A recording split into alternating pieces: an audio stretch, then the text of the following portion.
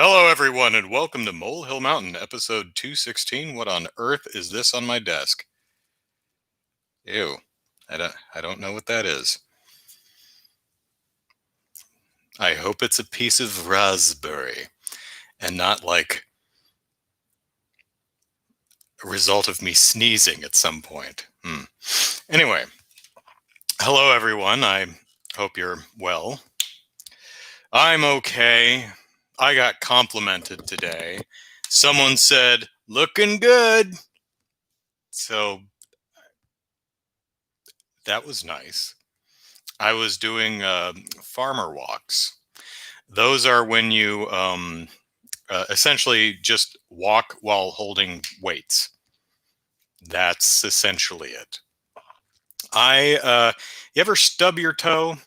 You like kick the foot of your couch and it hurts. I did that in reverse somehow. I like stepped backwards and stubbed my heel really badly. Like tore a huge chunk of skin off the back of my heel and it bled all over my carpet. Like I knew I stubbed my heel. I was like, ow, that's uncomfy. And then I'm sitting on my couch and I tucked my feet up under myself and went, ow, and I looked at heels covered in blood. Makes going outside doing anything with shoes on difficult because it rubs on the back of my heel and doesn't feel too nice. So I decided to do mostly indoors work. Although I did do days ago, I did lunges. I live on a hill. It goes probably half a mile down. It's pretty steep. So I threw on my weights, walked to the bottom, and then lunged back up. My legs and behind are not happy with me. 2 days later, my legs and behind are very, very unhappy with me and tell me that every time I put weight on my legs wrong. But someone, while I was doing farmer walks today, thought I looked good and told me so. So, yay.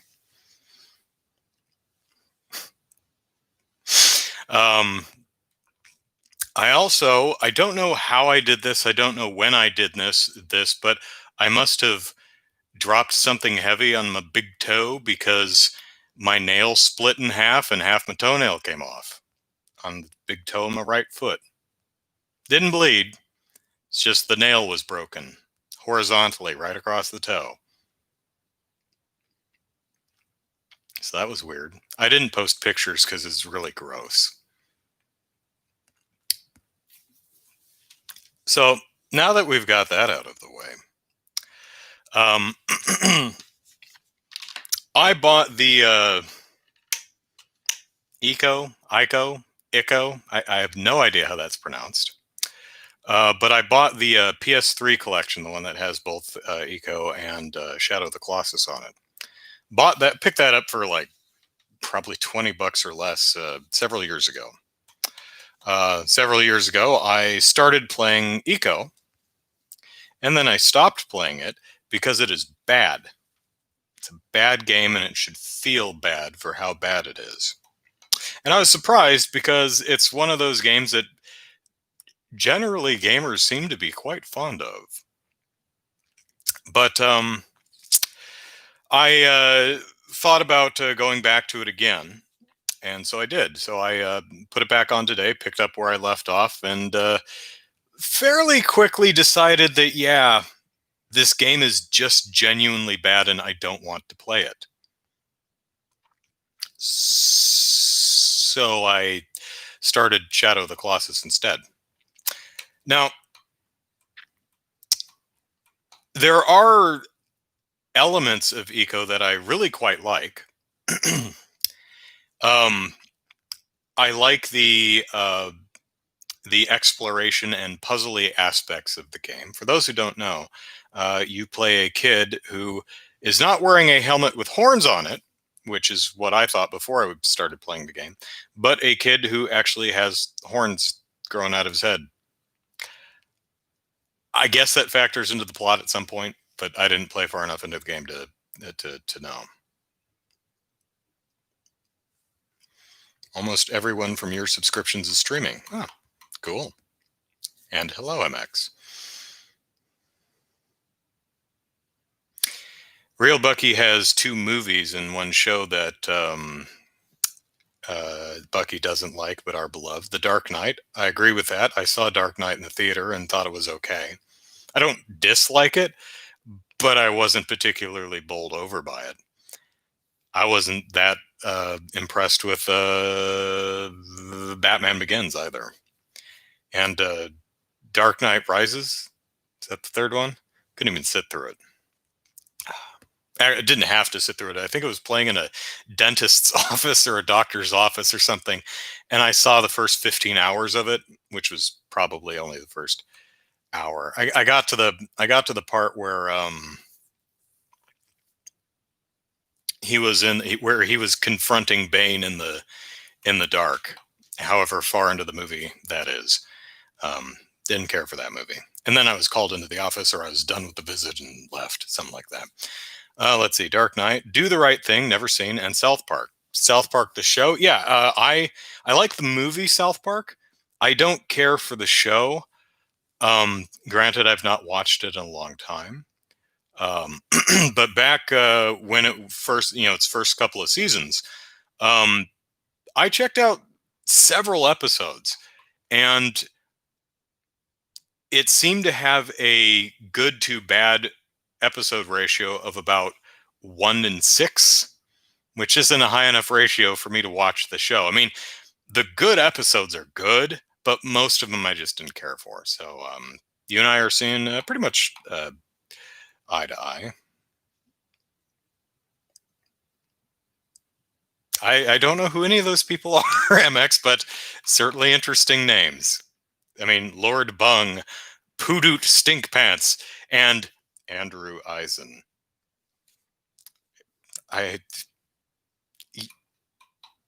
Yeah, I just used my name. I'm not interested in a handler persona. I'm just me. Anyway, what was I talking about? Eco, yeah. So, in the game, you play a kid who drags an older woman. Uh, she's stuck in a cage, and so you rescue her and drag her out of the castle. Well, you're better at climbing than she is, so it's usually incumbent upon you to climb up and over something to get a door open so that you guys can both uh, proceed. That's cool. Prince of Persia: Sands of Time has sequences like that when Farah's accompanying you. She's like, dude, I can't defy gravity and run along a wall like that. He's like, oh, yeah. Uh, I'll lower a platform or something for you. So it's kind of like that. I like that stuff. That's fun. I like the environment. I like the puzzles. I like figuring out how to navigate the environment. Falls short in a couple other areas. The camera is fixed, which it really shouldn't be for a game like that because it makes it very difficult to examine the environment you're in.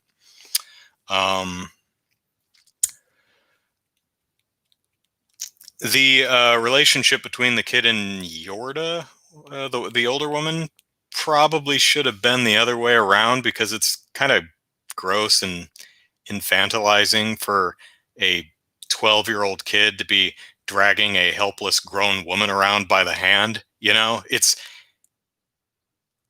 simultaneously kind of cute, but the way it's animated is that she's genuinely that helpless and needs a 12-year-old to drag her around.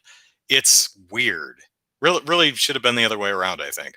Although there are some nice touches, like there are couches, stone benches, I guess, but there are couches that are your save points, and both of them just drop and take a load off when you save the game. That's pretty cute. I like the little touches like that. Where the game, why I call Eco, whatever it's called, a bad game, is because the combat is among the worst I have ever seen in any game ever, both in conception and execution. I only played 2 hours into the game. My total playtime, I think, was just under 2 hours. It's a fairly short game from what I understand. It's only like 5 or 6 hours long. So I was thinking, yeah, I'll just power through it. And then I was like, no, I'm not playing this. What's wrong with the combat, you may ask? Well, in my very humble yet inerrant opinion, um, there is one enemy, and it is a really boring, misty shadow monster. You have one weapon. I don't know if you get upgrades or better weapons later in the game, but you have one weapon. It's a plank of wood, and you can swing it, and that's it. That's the combat. You smack these black mist monsters over the head with a length of wood, but they are very, very, very, very tanky, and they take so many hits to go away. And they just you're exploring the environment. You're trying to figure out a puzzle, and then 15 of these little suckers pop up, and they harsh your mellow, man. They harsh your groove. They get in the way. So you have to spend time slowly smacking them with a board, doing the same move over and over, which is also really difficult because they keep kidnapping Yorda, and they will take her to another part of the area you're in, but it's difficult to determine where she is because you don't have, because the camera is pretty much locked off. So you kind of have to wander around the environment to get the camera to switch to see where the hell they dragged her off to. And they're trying to suck her into the darkness, and you grab her by the hand, you yank her out, and then you start smacking the shadow monsters again. And it is so tedious and so boring and so annoying. Also, the controls are really not very good. They're very, they work, but they're just slow and sticky. A lot of times you'll jump, there'll be a hanging chain, and you'll try to jump at it to climb it, and you'll just kind of sail straight past it. And that's partially the controls and partially the fixed camera. But yeah, mainly it's just I do not want to fight these damn little shadow monsters. It is so boring. It is so utterly unfun. And there is so much combat in this game. Almost every room you go into, there are these shadow monsters pop up and try to kidnap Yorda or whatever her name is. And it just completely sucks all the fun out of the game. So I said, okay, I'm done. I am not playing Eco. I never played GTA. Bucky says GTA 4 got way too much praise when it first came out. Can't say because never played it. So Matthew says it's ICO, but yeah, escort mission the game. Yeah, it is. It's exactly what it is, and I'd be fine with that because there's a lot of interesting puzzles that can be made when your escort partner can't go the same way you can. It's like, well, I can just climb over the wall. Well, Yorda can't. So you have to manipulate the environment to create a path for her. That's fine. As long as she doesn't get in your way, or you can also use her as a counterweight. The puzzles where there's a pressure plate and you have to drag a box over and put it on the pressure plate. Well, what if there aren't enough boxes? Well, you can get Yorda to stand. You grab Yorda by the hand and drag her into a spot and let go of her and hope that she'll stay there long enough so you can run into the door that was open, climb up the ladder, and push the box off the roof. She will also often go, and point at something. And what she's doing is she's kind of giving you a hint. She's like, ooh, there's something up there. But you can't look because, again, the cameras are fixed. And sometimes she won't stay where you tell her to stay. And sometimes when you go into the next room, you'll hear her yipe. And you're like, oh, Jesus Christ. Shadow monsters can. I just spent 5 minutes clearing out 15 shadow monsters, and they're already back. It is an absolute nightmare. I hate it with every fiber of my being, and I don't want to play it anymore. So there. New episode idea says Bucky, worst escort missions in games. It's actually not a bad thought. Hey, make a note of that if I think of something.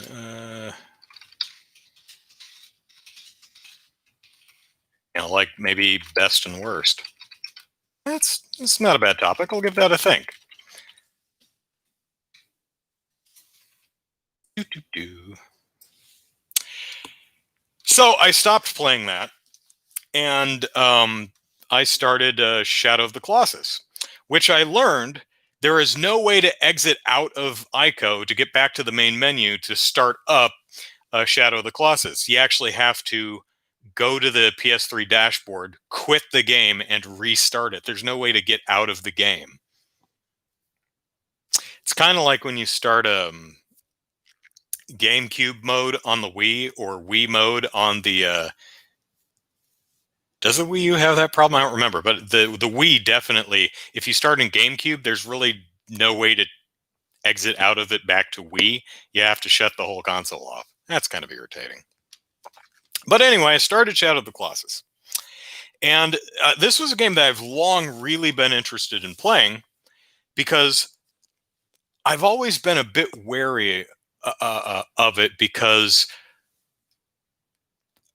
it's essentially, in some ways, a boss rush game where you fight the Colossuses, and that's pretty much the entire game. You go to a Colossus, you kick the snot out of it, then you go to the next Colossus, right? And I always thought, okay, the Colossus fights look super fun, but what about between the fights? What do you do? Is there anything to do? Is it boring? Everyone I've spoken to says, no, the game is great front to back. Okay.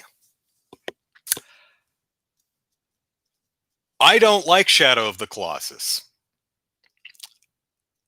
I don't feel I gave it that much of a chance. I only played it for 40 some minutes. But in that time, I was already fighting the third Colossus. So at that rate, we're looking at probably a 5-hour game. I'm sure the Colossuses get more complex and difficult. So maybe it's an 8-hour game. I don't know. But there is nothing between the Colossuses. There's a hub area where your dead sister, girlfriend, mother, wife, whoever the hell that is, the dead woman. You start at the dead woman altar, and then you get on your horse and you ride to the first Colossus. You know exactly where it is. The mystical monster god who tells you that there's unspecified consequences for embarking on this quest. So probably not a good idea. I'm sure this ends really well for Jeffrey, the protagonist, Jeffrey. You have a magic sword that when you hold it in the air, it points. It's essentially a waypoint, so it points exactly where you need to go. So you just go. What do you do on the way? Nothing. There is nothing to do. There is nothing to see. It is a big, open, empty, boring, colorless, drab-ass environment. The game is so desaturated, it's almost in black and white. It almost looks like overexposed black and white. It's really a horrid visual presentation. The animations are pretty bad. The Colossus are fine. The Colossus animate great. Jeffrey has one of the weirdest running animations I have ever seen. It is so weird. You'd have to see it. If you've never played the game, it's maybe worth just kind of running around in circles for a bit just to see Jeffrey's running animation, because it's an odd one. The horse actually animates a bit better. Its run cycle is a bit better. You know, in Breath of the Wild, you get on your horse and you press whatever button it is to kick the horse in the ribs, and the horse starts walking. Then you press the button again to kick the horse in the ribs, and the horse starts trotting. Then you push the button a third time to kick the horse in the ribs, and the horse gallops. And it continues galloping until you stop. Not in Shadow of the Colossus. No, you have to keep hammering on the X button, keep kicking that damn horse in the ribs, or it will slow down right quick. This horse is not in a hurry to get anywhere. It's like, all right, oh man, I'm really kind of tired. I think I'll slow down to a casual walk. Even at full speed, that horse is slow. And it's actually not much faster than Jeffrey on foot. So it makes me wonder why the horse is even in the game. Maybe he becomes important at some point. I don't know. But you have to get off your horse occasionally to climb up to where the Colossuses are. At least in 2 of the first 3. So he just gets you there a little quicker. Honestly, so far as I've seen, you can. They should have framed it like Mech Extermination Force is the most recent example I can think of. Just a boss rush game. There's no need to put boring bits in between. If you're just having a boss rush game, just do a boss rush game. There's no need to pad it out with nothing. If you're going to pad it out with something, but don't pad it out with nothing. Oh, that's not true. There are occasionally like lizards running around. You can shoot them if you want. Doesn't do anything. You can't pick them up, or I thought maybe they were like collect lizard tails to increase your grip strength or something, but no, apparently not. There's just occasional lizards around, and if you want to shoot them, you can. That's something, I guess. The game controls are god awful. I mean, they are genuinely unpleasant to play the game. It's not particularly a difficult game, at least the first 3 Colossuses is. It's just not fun to play because you constantly have to hold the grip button to climb. Jeffrey does not like going in the direction you point on the stick. You have to be really deliberate with how the camera's angled and how you're pushing the stick, because he gets stuck on every corner. Your horse does not like any slope or rock or anything.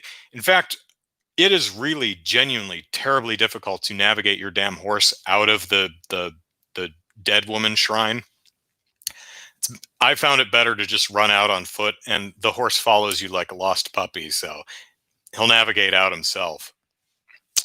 So after 40 some minutes, I was in the middle of the 3rd Colossus fight. I was like halfway up. I was like, I don't want to play this. It's just not fun to play. Now, there are things I like. I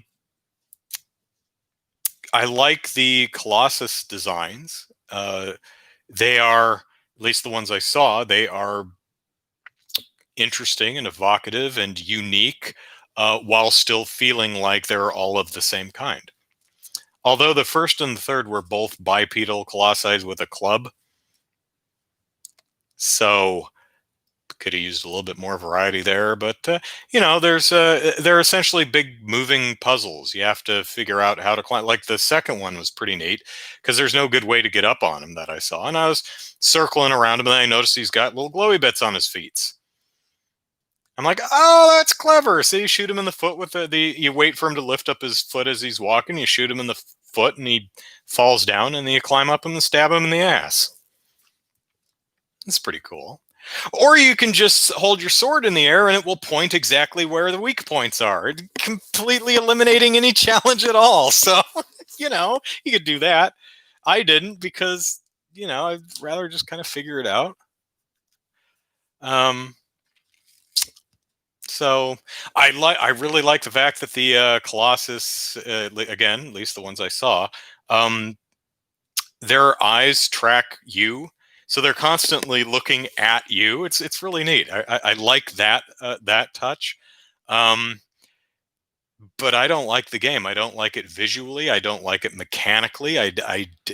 It's not fun to play. I feel I played enough of it to get a good sense of how the game plays, but yeah, I didn't finish. I guess I should probably not play The Last Guardian, which honestly I wasn't looking forward to anyway because it looks really irritating getting that big bird dog thing to actually pay attention to you and do what you want. That seems really maddeningly frustrating to me. And from what I hear, it actually is. So, oh well.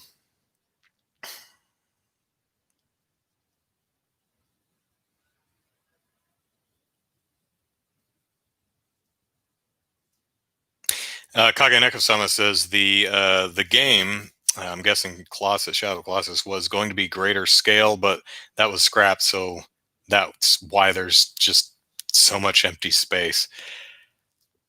That can happen. Yeah, it's important. I mean, it's only like a couple minute ride to the first, at least first three Colossuses. The land looks really big, but it's not. It's not really that big. It's only a couple of minutes. But man, when it's this big, empty, dull environment that you're just riding across, it's boring. Oh, I will say I do really like the camera framing. When you're riding your horse, the camera will shunt off to either the left or the right. That gives you a really nice open look at this big, empty, boring, colorless, featureless environment. I'm sure it's much prettier in the PS4 remake. I'm playing the the higher resolution version that was released on the PS3. Um, that's a great choice. I really like that. Once you get going and you're riding, the camera kind of moves to the side, so the frame isn't filled with a horse's ass. You know,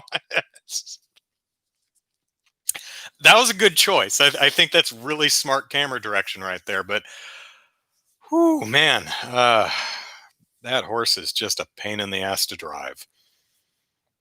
It's actually works kind of well. I mean, you hold up your sword, going that way. Okay, point and go. Because oh god, you are not navigating that damn horse well. Mm-mm. You're boy. I thought there's a bit in Breath of the Wild where you can do a horse obstacle course, and it's kind of a pain in the ass to do because the horses in that game can be really irritating because you'll be aiming at the barricade that you jump over and the horse will be okay, straight and narrow, and the horse goes nope and just like shunts off to the right and goes around and you're like son of a, and you can't just back up or turn around. Oh god, it's like driving a steamroller. um Jeffrey in Shadow of the Colossus, his horse is even worse than that. I mean, if he's going in a straight line, you still have to keep slamming on the X button, otherwise your horse is going to slow to a crawl. But um, at least you're never turning much. It's another game that puts the jump button, that by default puts the jump button on the uh, triangle, the one on top, instead of the jump button. Stop putting the jump button here. It's unnatural. The third Colossus, you have to swim out into a lake. Do you think Jeffrey swims at a brisk clip? No, he doesn't. He's very slow. So you have to swim out to this platform that circles up to a raised kind of a ramp, a circular ramp that goes up to a raised platform. You have to jump to the platform and grab on. I fell off because I hit the wrong button. And then I had to swim all the way to the start and then run all the way back up.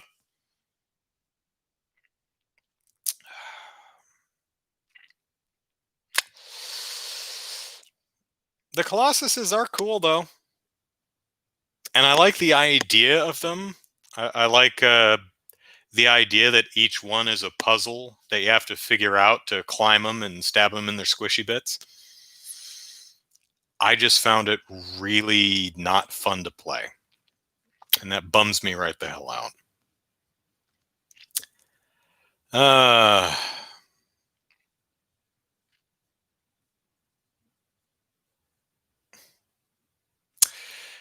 Uh, Bucky says it'd be funny if the one of Colossi had you know pendulous testicles to whack with your sword, or maybe headbutt with your horse. Something tells me that's not in the game, but if you remember Conker's Bad Fur Day from the N64, there actually is a boss with pendulous testicles. I think it's a anthropomorphic furnace that has big swinging testicles that you have to smack with a frying pan. And if you're childish, like me, it's very funny. So, wasn't Last Guardian delayed for like 10 years? Something like that. Yeah, I think it jumped platforms twice. Um,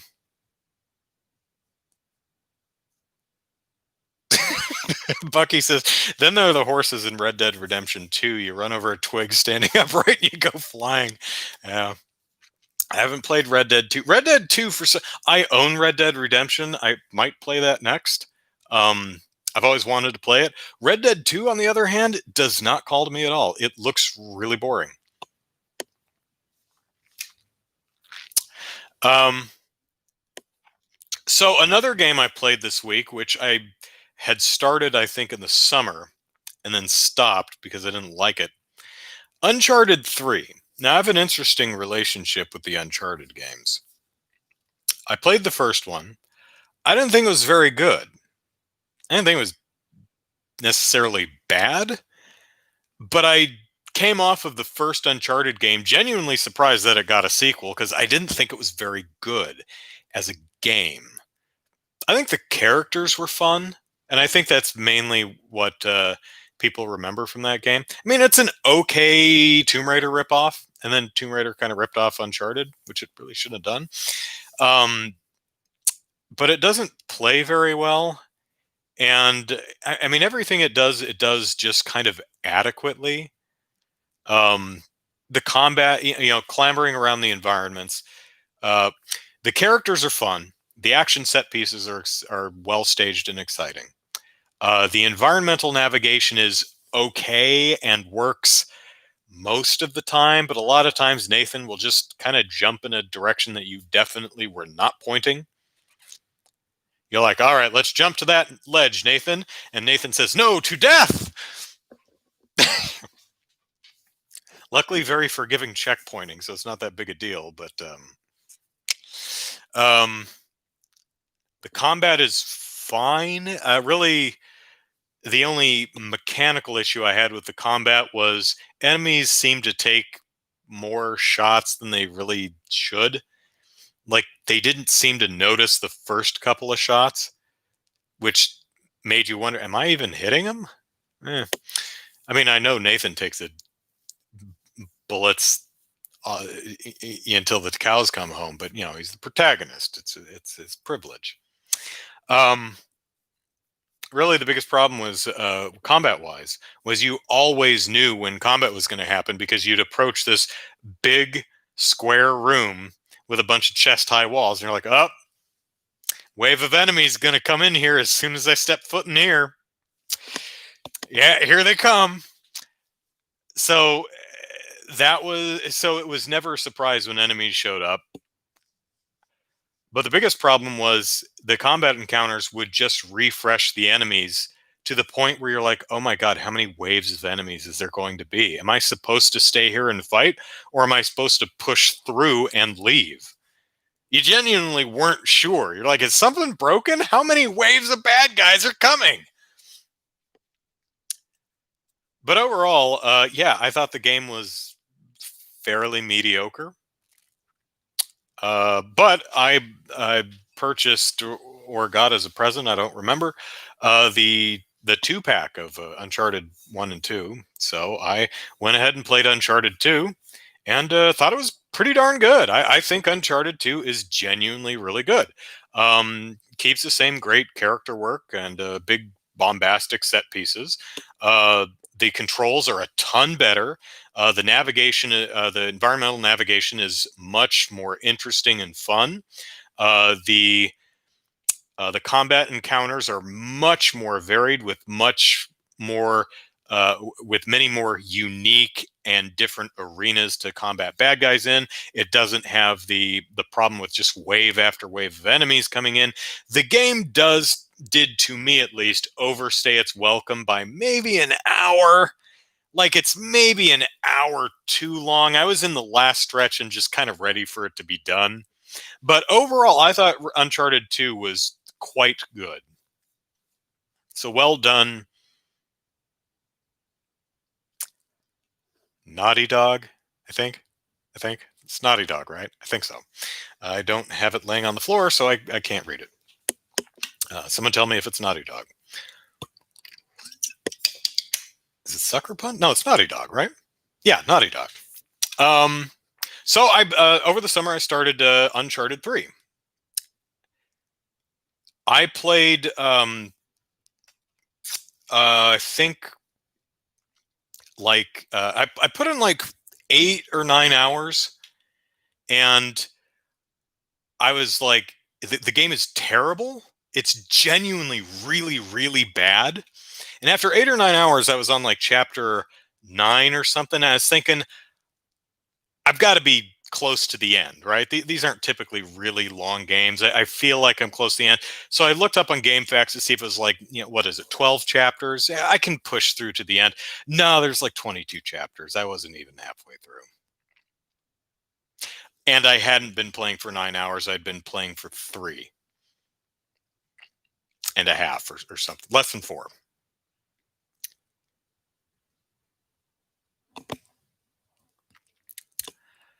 So I stopped playing that game, and then I played it again sometime this week and actually beat it. Um, I swear to God, I would have sworn I had dumped 35 hours into that game. Nah, just over 8. It's not a terribly long game, but it's really, really bad. Um, the characters are still fine.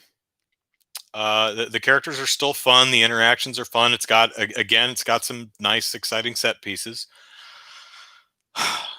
The environmental navigation is dull and uninspired and boring. Uh, the controls are worse in both navigation and combat. The combat is abysmal. I don't know how they managed. They must have just had to push that one out the door and did not have time to tighten it up, because it controls like arse. It is just a monstrous slog to play. I'm not sure why I pushed through that one. Probably because I have Uncharted 4 and Lost Legacy and felt I had to. Um,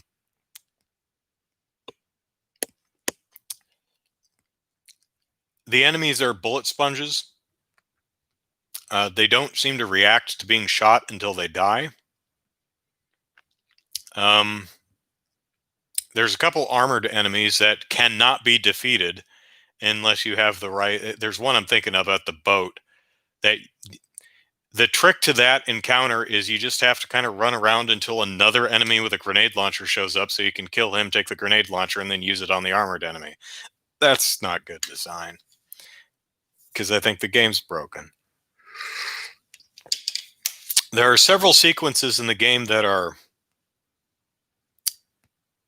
brave, like experimental. They're like, ooh, I have this concept, this idea. And it's an interesting concept. It's an interesting idea. And it's brave of you to indulge that. But it didn't work. And it takes too long. I'll give you an example. There's a sequence where Nathan is drugged, and he runs through the streets of somewhere, some bizarre market, and he's tripping balls, so everything is all wobbly. It's a neat effect, but it goes on for 6 hours. No, it doesn't. It goes on for probably, realistically, maybe 3 minutes. Probably not even that. I mean, it feels like it's 10 minutes, but it's probably only two or three. And there's nothing to do. You just hold forward on the control stick. You just run in a straight line. There's another sequence where Nathan crashes in the middle of a desert, crashes a plane in the middle of a desert. And the entirety of chapter 14 or whatever it is him walking lost through the desert for 15 minutes or 20 minutes or 6 hours, or however long that damn sequence is, where you hike through the desert with nothing to do and nothing to see and nothing happening.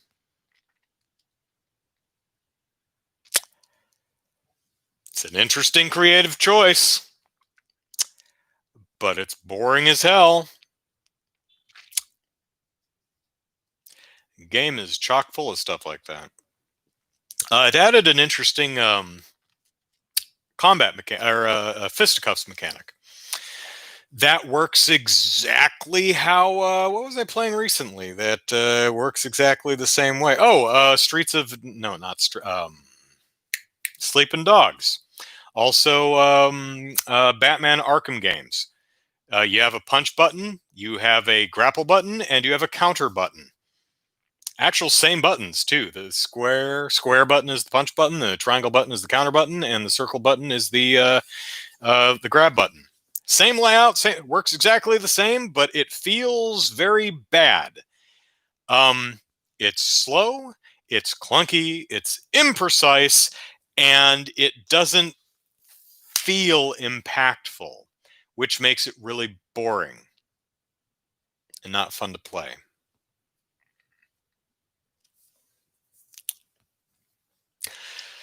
Some of the puzzles in Uncharted 3 are really good. Genuinely, no criticism there. There are a good number of puzzles in the game that I really quite enjoyed. It's just everything else that sucked. Also, the ending of the game is the exact same ending of either the first one or the second one. I don't remember. Hey, you remember in the first or the second one where Nathan finds, I don't know, Shangri-La or Atlantis or something, and then it blows up or, falls apart, and he has to run out of Atlantis or Shangri-La, wherever the hell he is, as it falls apart? Yeah, exact same ending in Uncharted 3. Exact same thing.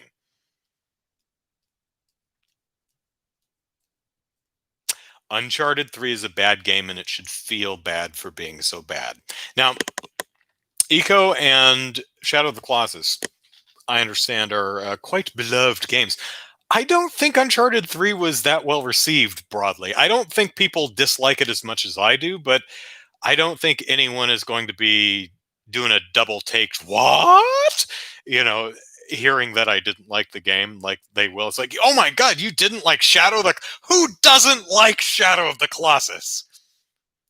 This guy. Yeah, but no, I don't think anyone really cares that I didn't care for Uncharted 3. I care because I like liking things. I don't like not liking things. So, hey chat, what are you doing? Let's see. Red Dead 2 is really boring, says Chaos. It Yeah, it looks boring to me. I mean, one of the things that I'm noticing from the promotional materials that I saw is these gorgeous, intricate, elaborate animations, and I'm like, oh God, that looks frustrating. It's like, look at this, where to loot the enemy, we animated where Marcus, the protagonist, Mark, he kneels down and he pulls the dude over, and then he searches his pockets one by one. I'm like, oh my God, you have to do that with every single fell bad guy? It's better. I like.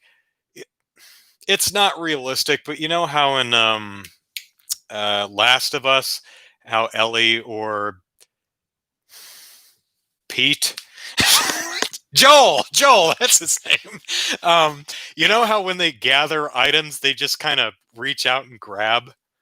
They don't have this really long, elaborate animation. They just have kind of a swiping movement, and you can wander through just womp womp womp.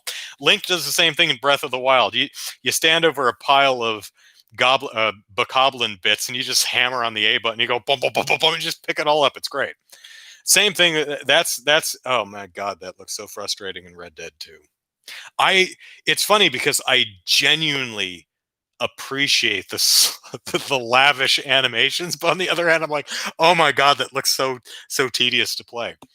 Anyway, especially navigating because they have this because Marcus again, what's his name?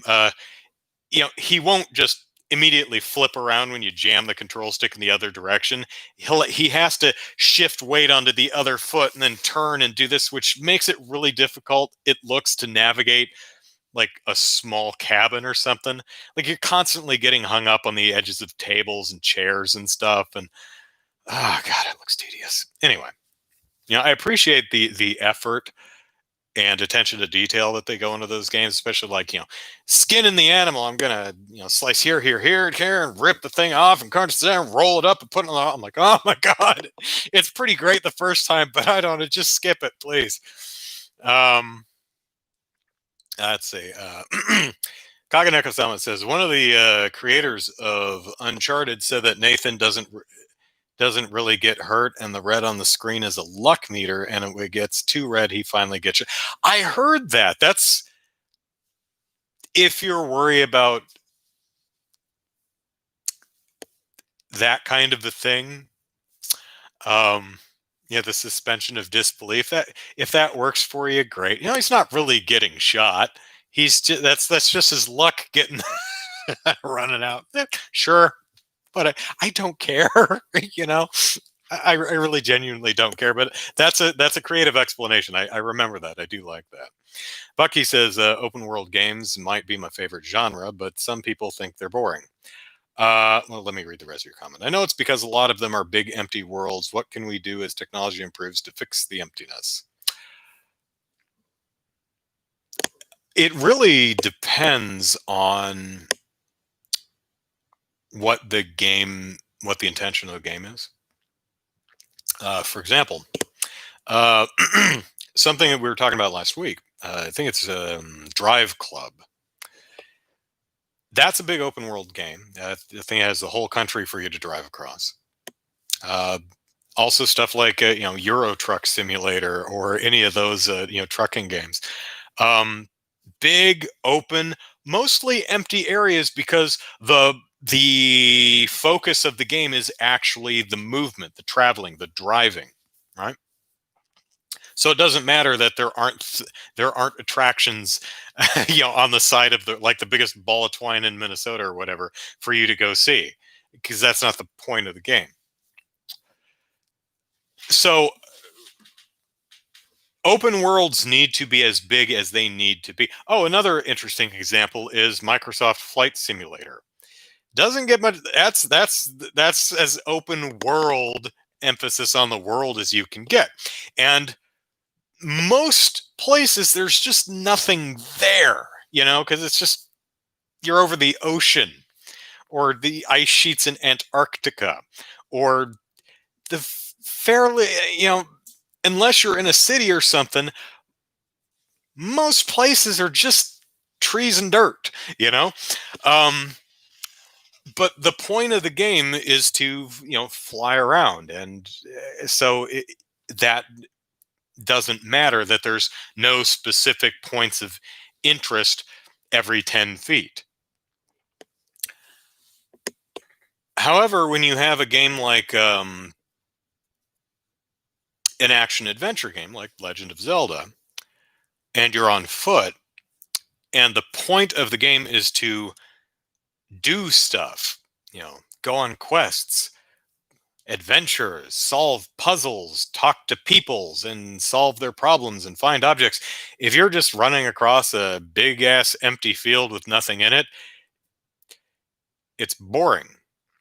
Especially because Running across the field is not the point of the game. The point is what you're running towards. So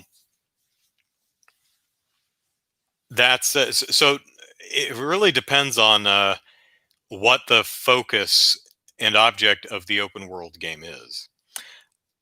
For example, another interesting case study, perhaps, are the Yakuza games, which are technically open world in the sense that it's this big area that you wander around in.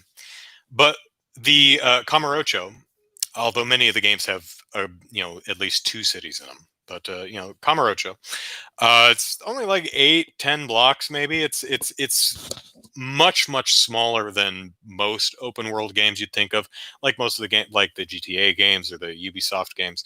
Um, but it's also really dense.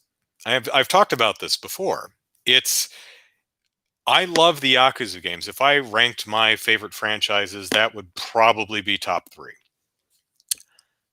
But if Kamurocho were the size of, say, Liberty City or San Andreas or Greece, you know, um, if Kamurocho were 10 miles across, the game would not be as fun because it would take forever to get anywhere and there'd be nothing to do. But while it may only take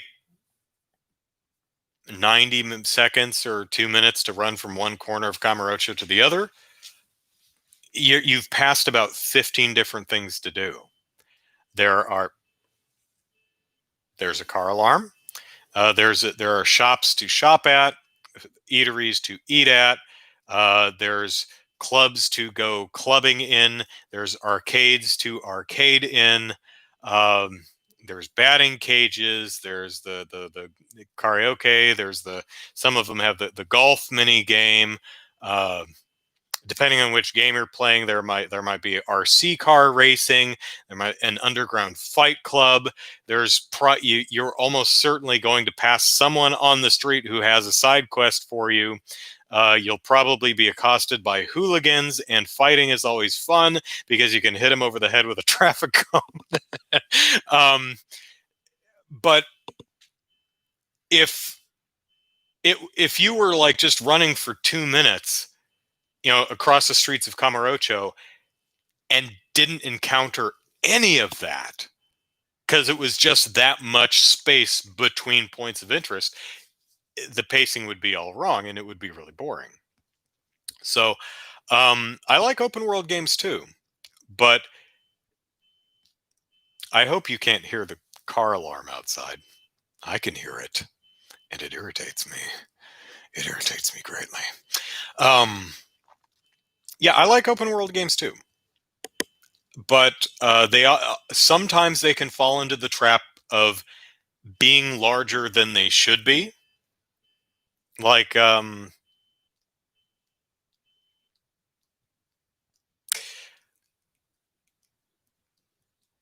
anyone the old let's make this dumbly sexual. The old adage, it's not the size that counts, it's what you do with it.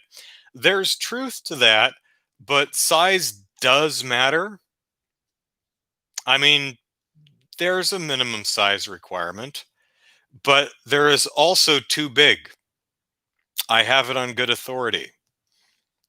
So while super huge can be impressive, it can also just be too much. And if it's too big, it's not fun. And some people don't want to play anymore. I'm thinking of a specific conversation I had with a friend on this topic recently. She was drinking a lot. But I mean, she has 3 kids. If I had 3 kids, I'd probably drink a lot too. So, you know, she's sitting there with her. What was she drinking? Not that it matters, but it was like I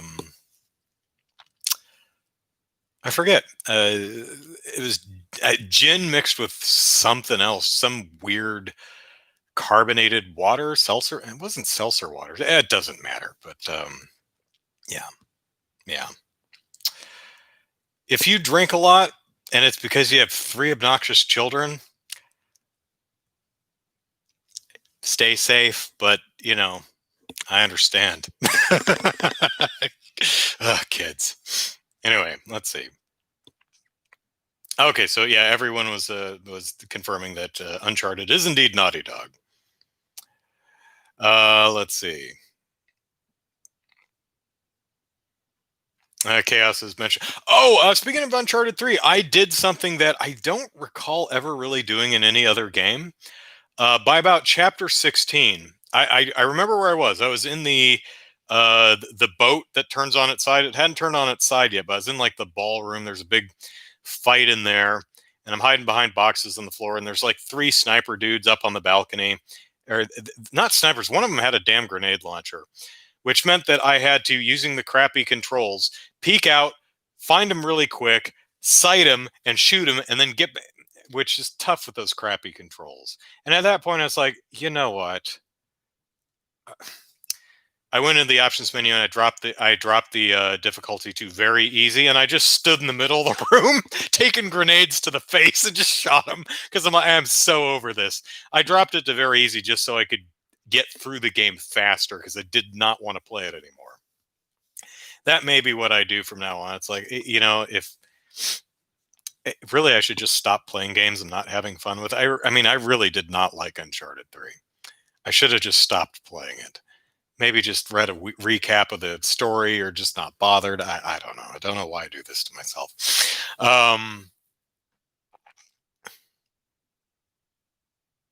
Kaganeko says, I follow a YouTuber that hates Undertale, and people say the same thing that you're saying. Yeah.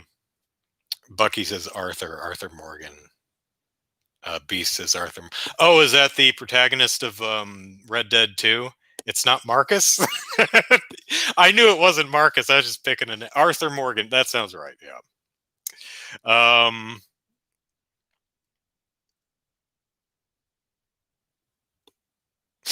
Bucky says, I want truly dynamic AI dialogue. You can type whatever you want in an email in game, and the game will react accordingly in a completely non scripted response. How awesome would that be in something like Animal Crossing, um, where you could write letters to your animal buddies and they would respond in kind?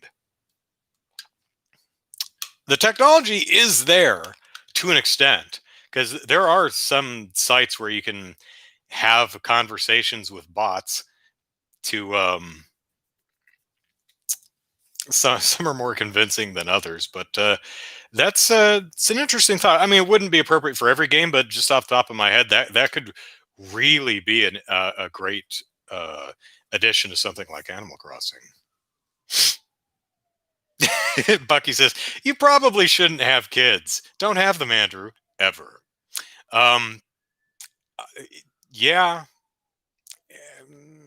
I can't see. Yeah, I agree. Here's the thing. I don't want kids. I, I genuinely don't see the appeal of them. I don't.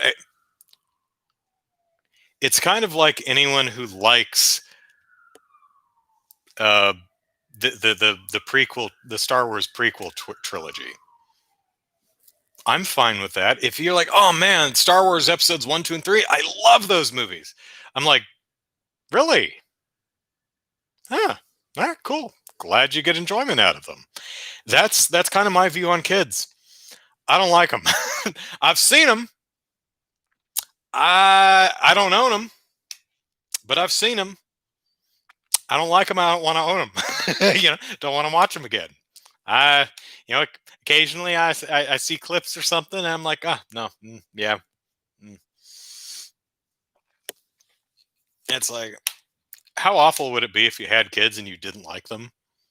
That'd be terrible, right? I mean, I hear everyone say, "Oh, once you have kids, you like them." It's like, well, I should certainly hope so, because few things would be worse than having kids and genuinely not liking them. I mean, can you imagine having a kid and being like, "Oh man, I don't like you.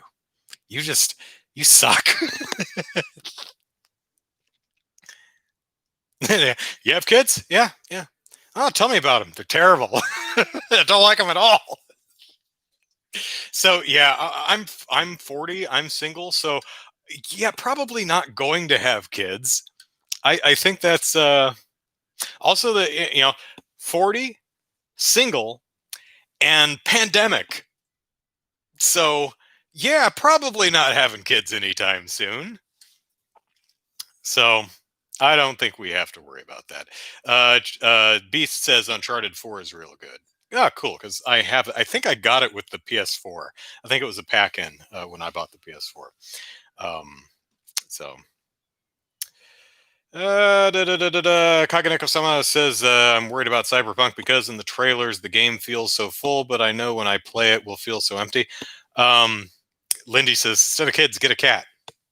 Yes, cats better than children. Oh, it's like I did a earlier this year. I did a for my 40th birthday. I did a video called "40 Things I've Learned in 40 Years," and one of them is I think number 18 was um, cats are better than dogs, and it's like number 19, dogs are better than children.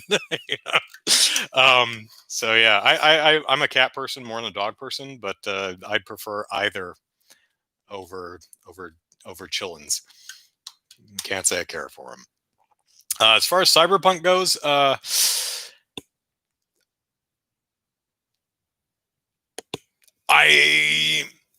what it's being sold as far as game mechanics goes, is more of a actiony shooter thing, and that to me is the least interesting part of the game. I'm more interested in the character interactions and wandering around the world and visiting the various shops and stuff like that, and just absorbing the because most RPGs are old world type stuff. You live in a hut, you use a torch, there's no plumbing or electricity. Very rarely do you get an RPG that's set in any type of future. So, from what I've heard of the initial impressions, the game is a lot more RPG than it is, FPS. So that's encouraging. But yeah, hopefully it's not the city of is it Night City? Whatever it's called. Hopefully, it's not just a big empty area with nothing to do. Um, I know if you think about, say, Dragon Quest, if you look at any of the towns you visit in those games, especially the earlier ones, they don't actually make a ton of sense if you think of it from an actual. It's like, how is this a functioning town? There's literally 8 buildings in it.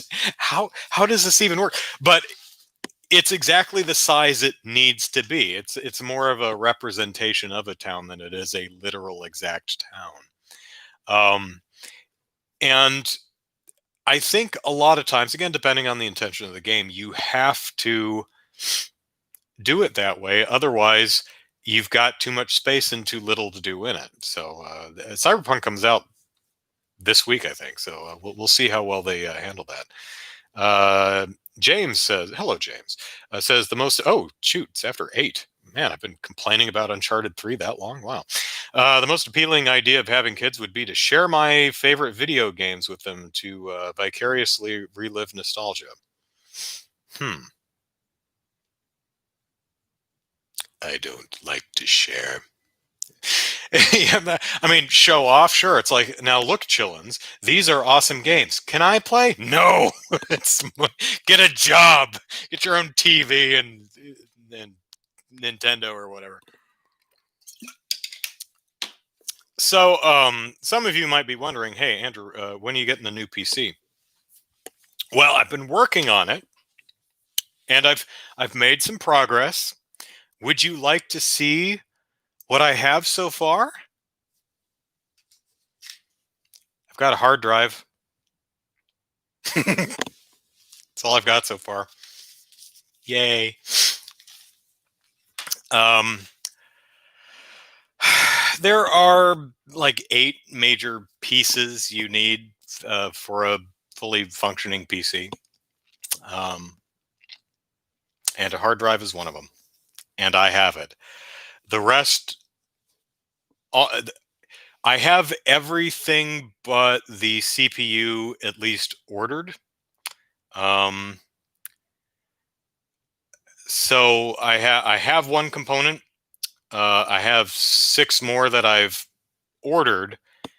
2 of them are back ordered. The other few should be here by the 10th, I think. And the CPU is the only thing I haven't purchased yet.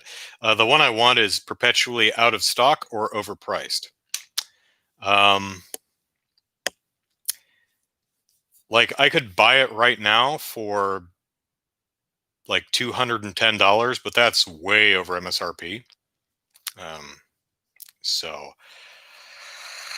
I'm just sitting back and waiting. I actually finally today, I think, or maybe yesterday, bought the power supply because that sucker had been out of stock for weeks, and finally found it for a decent price. Another one that I could have purchased for well over $200 at pretty much any point, but I'm not paying that much for that power supply. Um, so I have only have the hard drive in my possession, but I do have most of the other pieces coming. Of course, without the CPU, it's not going to do much. So I do need to. I need to get that at some point. So let's see. You need a motherboard, CPU, GPU, storage, memory, um, power supply, operating system, and a case to put them in. I do have a wish list beyond that. Like I would like to get an integrated capture card, but I think I'll wait until what's in January, CES, because I have a feeling that some of the major manufacturers like Elgato will probably be coming out with 4K 120s. For capture cards that do 4K resolution 120 frames, because they have the 4K 60s right now. And I figure if they do the 4K 120s, then the older stuff will drop in price. um, I'd also like to get a Best Buy sells those. They do, but and Best Buy actually does sell both of the parts that I specifically am gunning for. They're both out of stock right now, though. So let me see. Actually, let me check because I actually have this sucker open all the time and I'm constantly refreshing it. Whoops, that was the wrong button. Best Buy is. Oh, it dropped off the list. Oh well. Yeah. Anyway, not too terribly important.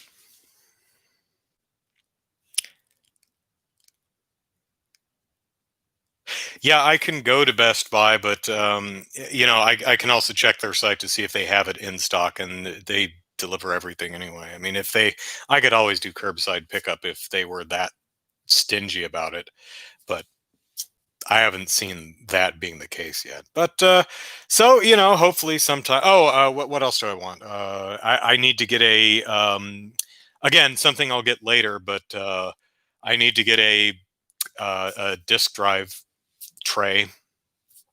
At least a DVD reader, because the case I bought does not have a bay for a disk drive. Most cases today don't because of the power requirements of the various components.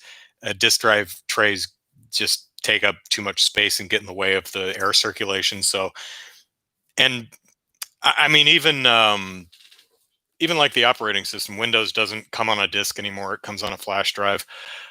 So I would get a some type of external DVD drive, but I mean those are less than $30, so that's not a big deal. What else do I want? Oh, I need to get some type of antivirus solution. Still looking into that. See which one I want. Jared says USB ones are fairly cheap. If you mean the DVD drive, yeah. Occasionally, I do use. I don't use it terribly often, but I do occasionally use it. For example, I used it extensively for my Gem and the Holograms videos because I ripped all the episodes off my there it is, Gem DVDs, so I could have them on my computer, so I could grab the footage from the shows I was using in my videos. Um, so I don't use it much, but does come in handy. So uh, if Rockstar could ever implement dynamic AI, could that solve a lot of problems with an all continental US GTA game? You mean a GTA game that uses the entire United States instead of a city?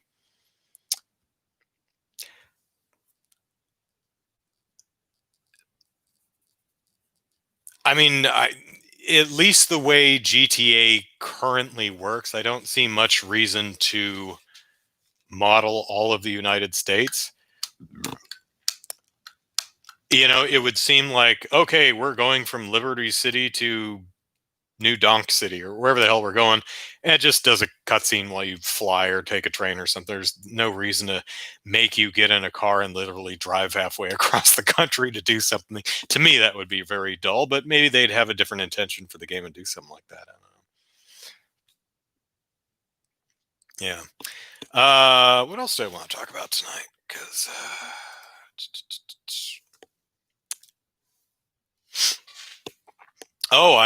I think Matthew. It was Matthew who um, recommended Talentless Nana and Akadama Drive to me. Unfortunately, I didn't save the chat from that podcast, so um, I wasn't sure. But I think it was Matthew who recommended them both. I actually watched. I did debut review episodes for both. Unfortunately, my computer is only hard drive so far, so it's going to be a while before I can edit those and post them. But I do have the footage recorded. And I will say that during one of the debut reviews, I I got stuck in a giggle fit and just laughed my bum off and had tears rolling down my cheeks because I just giggle fits, man. You never know when they'll get you. Um, what if I were a guest on the Drunken Peasants? I I don't know what that means. Or I don't know what I would assume that's a podcast or a show of some sort. I don't know what that is. So, all right, Kaganeko, I'm gonna take care. Um, I think, yeah. There is a lot of anime. Um, it's a podcast that used to have the Amazing Atheist. Oh, well, hopefully they lived up to their name. Uh, not one I'm familiar with. So, sorry. Let's see. So last thing I'll talk about tonight is Monster Hunter World Iceborne, updated with a event quest advertising the new movie, which released in some areas yesterday, I believe. Um, so you play Mia. One of these days, I'll figure out. I'll look up how her name's pronounced. Um, the woman who plays Artemis in the Monster Hunter movie. Um, and you can say it in the chat, but I don't know how to pronounce it. So give me a phonetic spelling. Um, it's fine. There's two quests. You play as Artemis in both of them, and in one you fight a Black Diablos, and in the other you fight a stupidly large Rathalos. They're fine, but oh, it's Mila. Oh, okay, not oh, okay, Mila. B- b- b- b- b-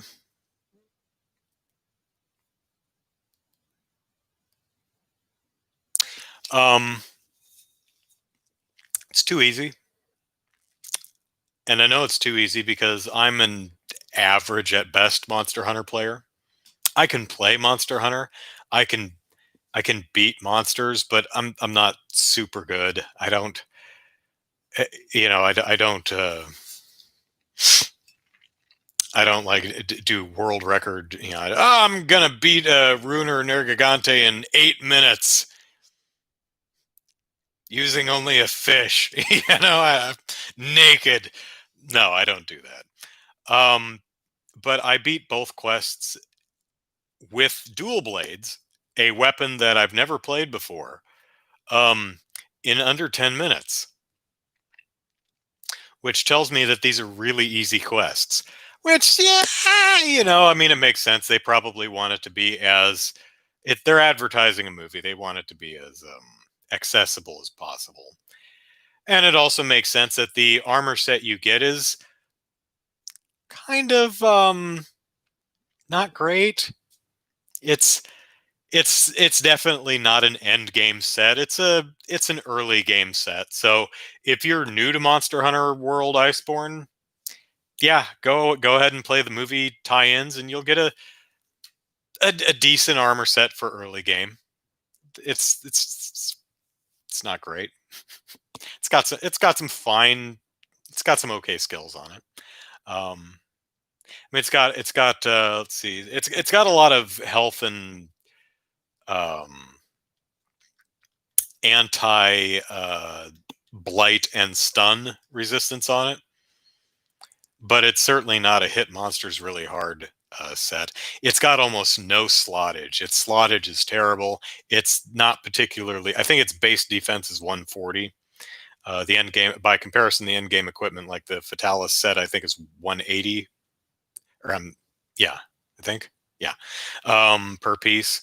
Um, but they're fun to do real quick. They got Mila. Dallas armor is so good. I mean, yeah, it has to be. I mean, all of the beta pieces anyway have 3 4 slot gems. So all in all, ignoring weapons and mantles and charm, you've got 12 slots to play with. And because if you're wearing 4 pieces of Fatalis, it gives you automatic full health, so that you don't have to use any vitality charms because you already have full health just with the Fatalis set. So, have I seen Has Been Hotel? I have. I quite enjoyed it, and I've seen. What's the other thing? What's her name? Vizzy Pop, I think is that channel. Something like that. Yeah, she had a new one called Lucky something, and then Hell of a Boss. They're fun. I've enjoyed them. So yeah, I've seen that. Anyway, the Monster Hunter movie still looks terrible, and I was just reading today that it got pulled from China for a stupid racist joke. Slow clap, man. And I saw I know what the joke is, and yeah, that's even if it wasn't racist, it's not funny either. Not like humor's an excuse for racism. I'm just saying that it's both racist and not funny. So double whammy there. Um, so apparently it's I don't know if it's being re-edited and then will re-premiere in China, or if they're just eating, I don't know, $30 million or something. Um, but yeah, I saw the clip uh, of that one line, and I looked at him like somebody wrote that down. Somebody put it in a script. That script went through drafts. That was the best version of that line that they came up with. That script was approved. I don't know by who, but it goes through some approval process. Then that script was rehearsed, and then it was performed and shot and approved and edited and put in the damn movie. And it's like, oh my god, how many people did that go through? How many people okayed that? Uh,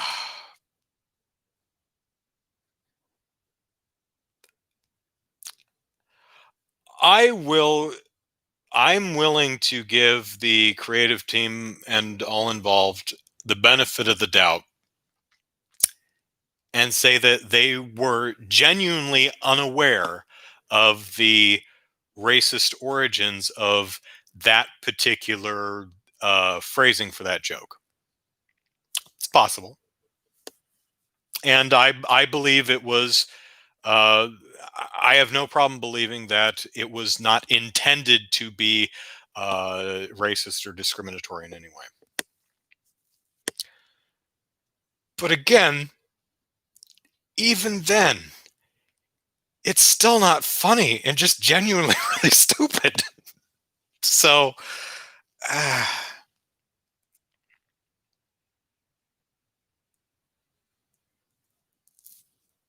no, it didn't use a slur. It did not use a slur. It's based on a um, No, it's not a limerick, is it? No, I don't think that's a limerick, but some type of rhyme that you probably heard in grade school and didn't understand what it meant. But it's a rhyme whose origins has been used to torment young Chinese Americans, and well, probably and Chinese, but definitely Chinese Americans here in the states. I think is the origins of that phrase or that poem, nah, rhyme. Yeah. Um, yeah. I have a book of totally offensive jokes. I think the name of the book is something like "Totally Offensive Jokes." Um, I forget where I got it. I think I probably got it in a as a joke or a gift exchange. I don't think I purchased it, but I don't remember where I got it. And I actually read through it again in the last couple of years just because I saw it on my shelf. I'm like, I remember this book.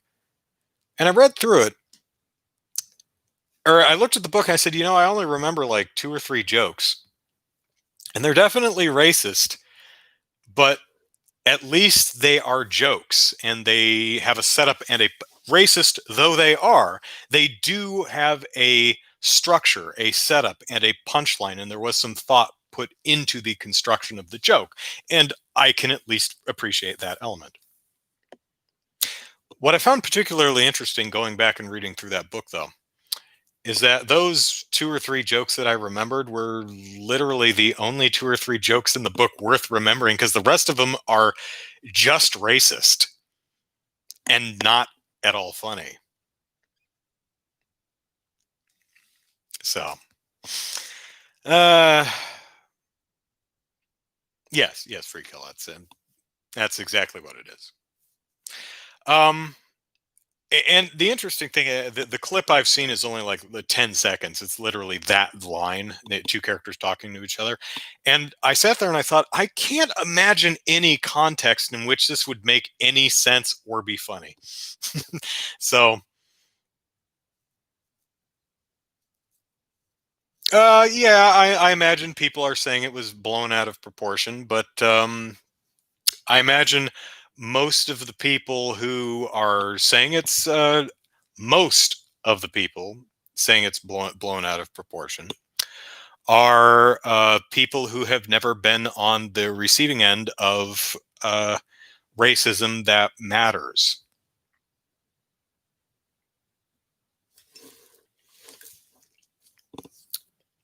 That, for example, myself, I've never been on the receiving end of racism, any kind that matters or not.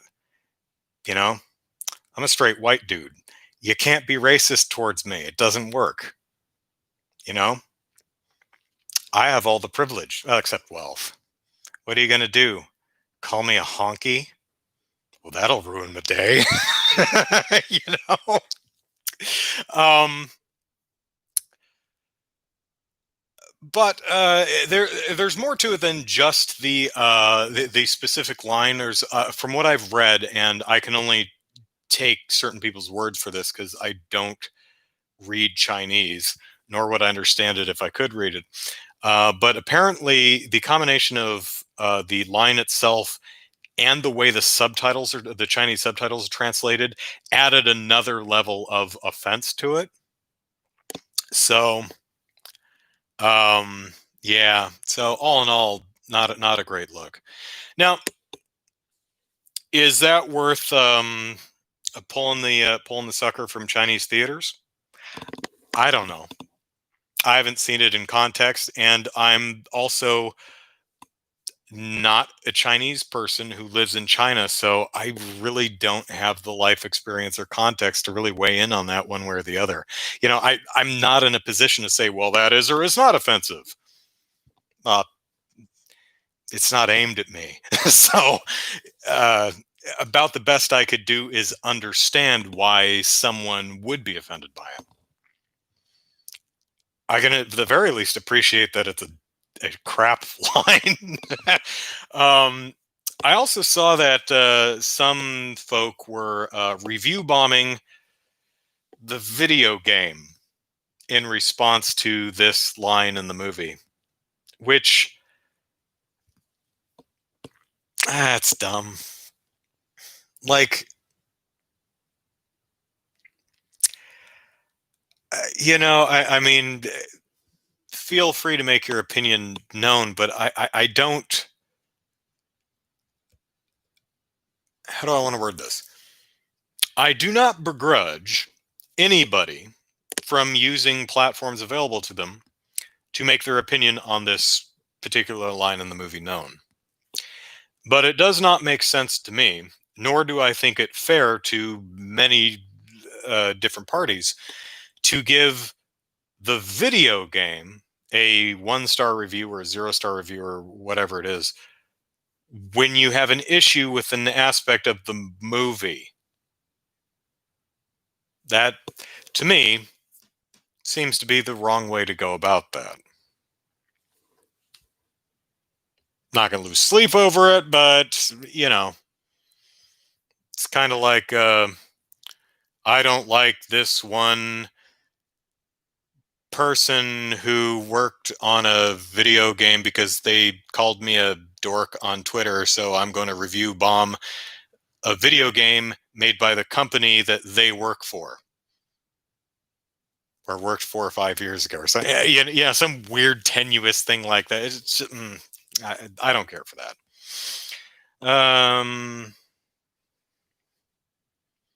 Real Bucky says, I have never been called a honky once my entire school career. Yeah, I know. I'm so privileged. I ain't ever been called a honky or a cracker or do white dudes do we have any slurs that can be used against us? Honky and cracker are like the only two that come to mind. Yeah. Yeah, that's why reverse racism isn't a thing. you know? Not a thing. And he went to a largely black school district. Yeah.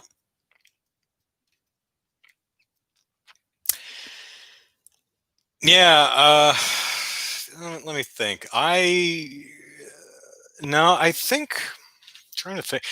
When I was in school, I just didn't pay attention to anybody, but I'm pretty sure that my school was predominantly white. Um, yeah, probably. Yeah, yeah, but yeah, it's hard for me to remember because I'm old, but I also just kept to myself and just didn't pay attention to anybody. So it's interesting. I watch if I see a movie where kids get stuffed in lockers or fights break out in the hallway or kids getting swirlies or something. I'm like, is that a thing that actually happens? Because I didn't see any of that when I was in high school.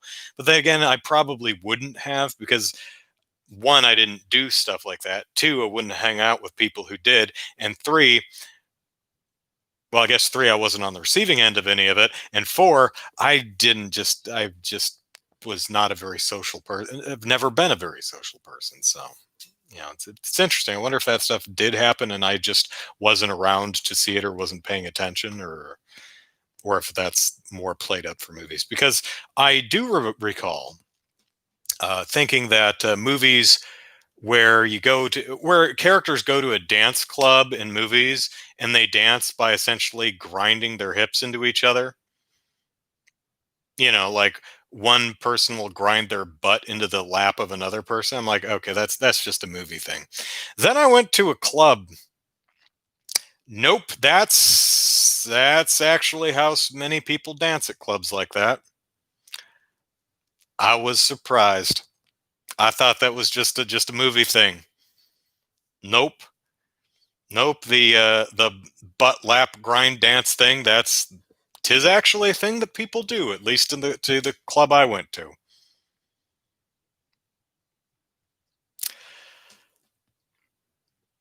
I don't like clubs.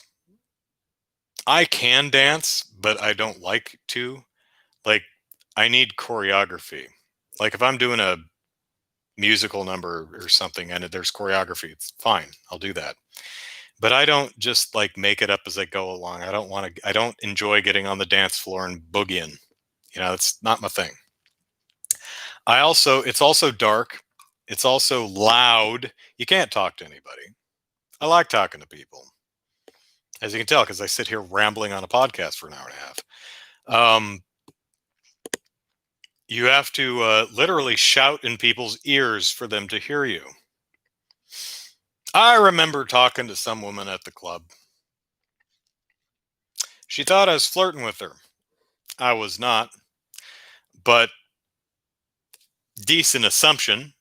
Why else would a perfect stranger like me be speaking to a perfect stranger woman like her?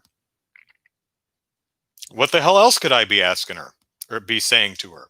Well, if the music wasn't so damn loud, she'd know I was asking her to get up off she was sitting on my jacket.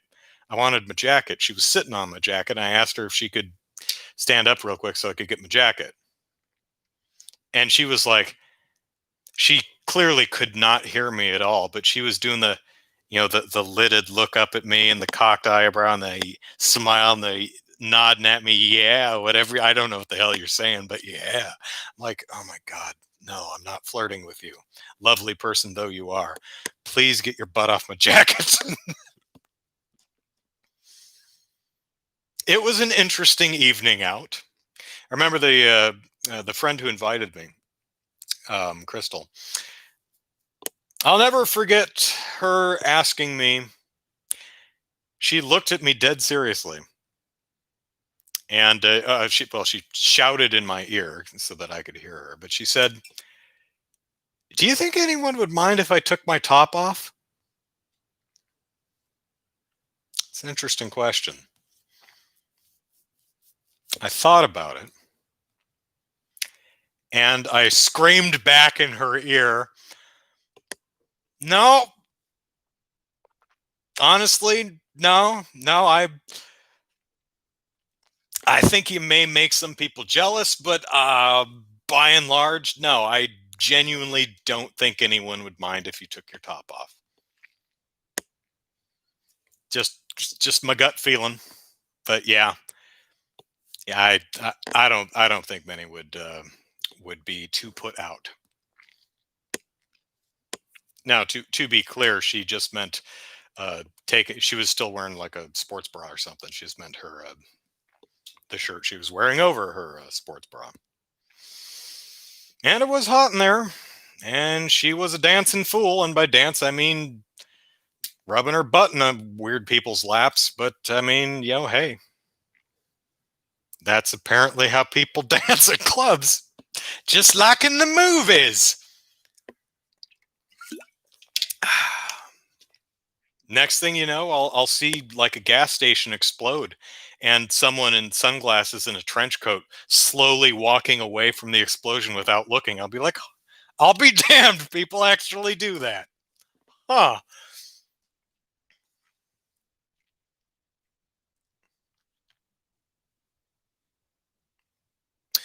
Bucky can't bloody dance. Eh. Freekill says, but were they dancing like that because they danced like that, or because they saw those movies and decided they liked the dance? They go, good old chicken and egg problem. That's a fair point, Freekill. You know, which came first? Are the movies doing that because people dance like that, or do people dance like that because that's what they saw in the movies? Hmm. Hmm. Got another funny clothing based story with same friend Crystal. Uh, we went to a yoga class. I think it was a yoga class.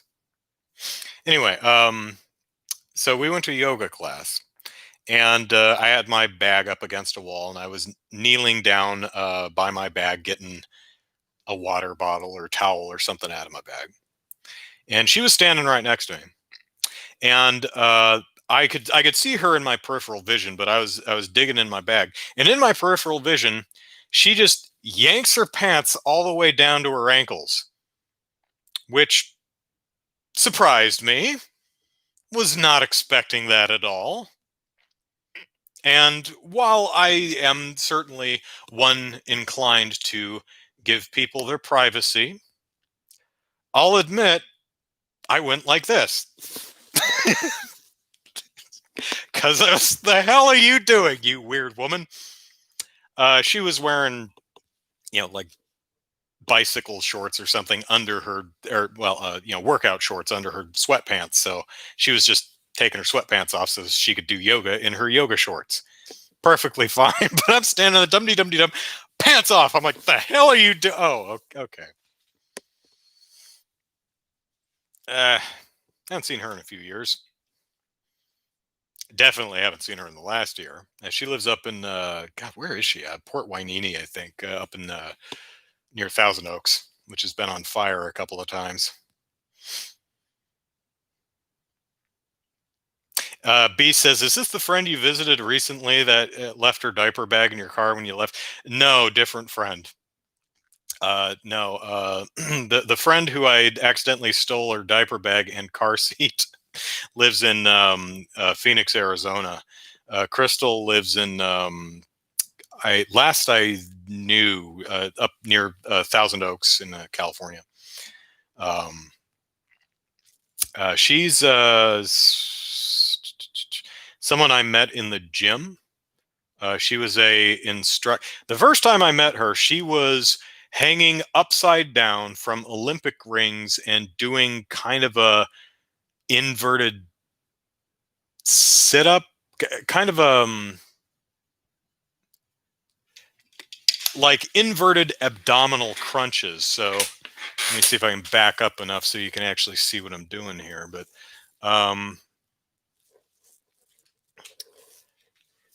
not like any of this even remotely matters. But I don't need to raise my voice because the camera is. So any kind of you know this kind of a move. Only imagine her on Olympic rings, but hanging, you know, like this, upside down, and kicking her legs, curling in and then kicking her legs straight up in the air. So that was how I first met her, upside down. And she was an instructor at that gym, and that's where I met her. So cool person. I like her, even though she dances weird and keeps taking off her clothes. Weirdo. That person has like Crystal. She has absolutely no shame, and I admire that because I have all the shame. All the shame. Side note, says Bucky. I want to follow I want the following to return in the Breath of the Wild sequel: Iron Knuckles. Okay, Dark Nuts, Red Dead, modern reinterpretation of Redeads. Sure, sure. Gypdos, Pose. Pose are interesting. Those have been like completely reimagined a couple of times. So it'd be interesting to see another reinterpretation of Pose.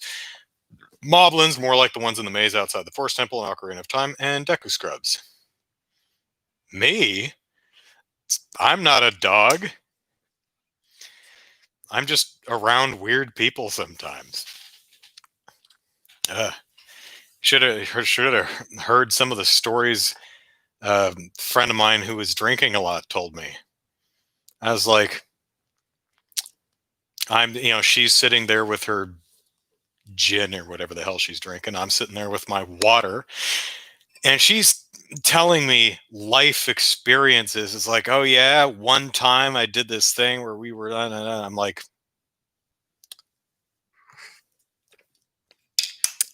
normally when you're with friends and it's late at night and you're drinking and you're swapping stories, you're supposed to actually swap stories.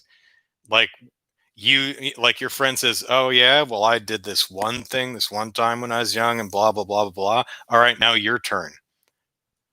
Um okay, let's see. When I was young, I beat Snake Rattle and Roll. Okay, your turn. What the hell kind of story am I going to tell? My story, my life, I'm boring. It's like,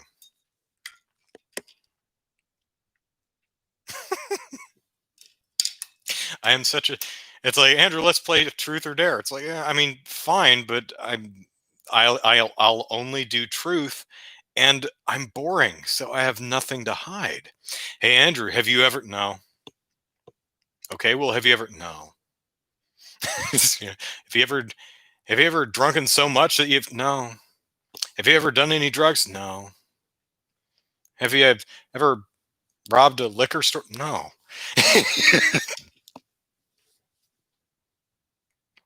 Have you ever been out of the country? No. Oh, actually, that's not true. I've been to Mexico, but I was like two, so I barely remember it. I remember ATVs and sand. So we were on a beach, perhaps, maybe some sand dunes. I don't know. It was a vacation. I was really, really young. And I've been to Canada a couple times. So that's as far out of the country as I've gone. Mainly, well, cost thing, but also because I just really do not want to be on a plane that long. The longest plane trip I've ever been on was 5 hours, and that was a flight to Hawaii, and I hated it. Not Hawaii, I just hated being on a plane for 5 hours because it's just really uncomfortable. I don't like sitting in a small cramped space for hours on end. So, I am in the U.S. Yes, I'm in Southern California.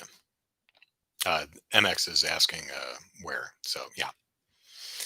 Um, and it's 8:45. So I think we'll end it here.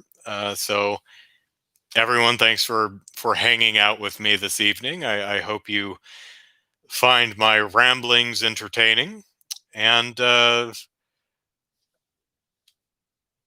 I still hope the Monster Hunter movie is good because I would like it to be. Missouri. My sister lives in St. Louis. So, all right. Yeah, I think that's. I really want to play more Trails in the Sky, but I have to wait until I get a new computer. Um, I miss that game. That's such a good game. I've actually been thinking, I really want to play an RPG right now, so maybe I should. So I was looking at my shelf. I'm like, Red Dead Redemption's kind of RPG-ish. It's more actiony, I think, but that might scratch the itch. MX says my PC is from 2012. I think mine was too. I think my PC that just died that I'm replacing, I got in August of 2012. I looked up at my old sales receipts in my email box, and I think it was August of 2012. And yeah, I would have kept it go. It was still it was still working okay. I mean, it took way too long to render stuff. Um, but at 1080p 60, so my YouTube videos took forever to render. But I could things worked fast enough. Um, but yeah, it died. I'm very grateful that it waited until after the Extra Life charity event and the conclusion of my Gem the Holograms videos to die, because it would have sucked if it died in the middle of the event or before the event or right before I posted the last episode in my Gem the Hologram series. But no, it was polite and it waited until after that, and now it's dead. And now I have to buy a new PC, and I'm well on the way because I've got a hard drive. uh, B says, I want to see beat Breath of the Wild. That is one of the things when I get my new PC and we start doing the Sunday stream again. Uh, Finishing Breath of the Wild on stream is one of the things I have planned. So yeah, it's a gaming PC. Huh? Yeah, I my PCs can be. I'm not building specifically a gaming PC. It definitely can be used for gaming because a lot of my focus is um, uh, video editing and stuff like that. So I do need a fair amount of processing and graphical display power. And that is definitely useful for gaming. But most of the games I play are stuff that I usually get for free. So most of the games I end up playing are PC games that are not brand new, not cutting edge. I'm not running Crisis 4 or whatever it's on, or trying to run a Microsoft Flight Simulator. I hear that one's particularly resource intensive for a lot of modern rigs. Um, MX says I'm buying an Xbox, which means I would not afford a new PC. Yeah, I am buying a new. I actually just bought a new car because my car died over the summer. So I bought a new car. PC died. I'm buying a new PC, which means, yeah, I'm not buying a new console this year. Um, Maybe sometime next year. I'll probably get a PS5. We'll see. It's going to really depend on how the libraries shake out. Um, but yeah, It's one. David Gonzalez. Hello. Uh, yeah, it's one of those. Yeah, I totally get that. It's can't can't do both. I mean, it's kind of it's like why I'm buying the basic components of a PC right now, and I'm leaving some of the extra stuff like a DVD drive and a graphics card. Graphics card, capture card, video game capture card. I'm leaving that stuff for a little bit later because don't quite have the budget um to buy everything right at once. Although I am definitely using, well, PS5 is like $1,000. It's 500, isn't it? If you actually try to buy one right now, if you actually want to, its MSRP is 500. But if you actually want to buy one right now, then yeah, you're going to be shelling out more than that to damn scalpers. Um, B said I had to buy a new car recently too because my truck died. Yeah, it sucked because I at the time we're talking in late June. I was on reduced hours, and I had picked up additional work to supplement. So I was driving to that because I hadn't been using my car pretty much because I'd been working from home since March. So this was like the first time I was using my car in a couple of months, other than weekly trips to the grocery store. And so I'm going to the office where I'm supplementing my income because of the reduced hours, and my engine just completely dies. Um, so yeah, I had to buy a new car. It's like, great. This is not what I need need right now. Car was not that old. It was a 2009. Um, I mean, I know people who have drive like Toyota trucks and stuff. And I've been driving this since the 80s. It's like, Jesus. Um, yeah, I would really like cars to last more than 10 years.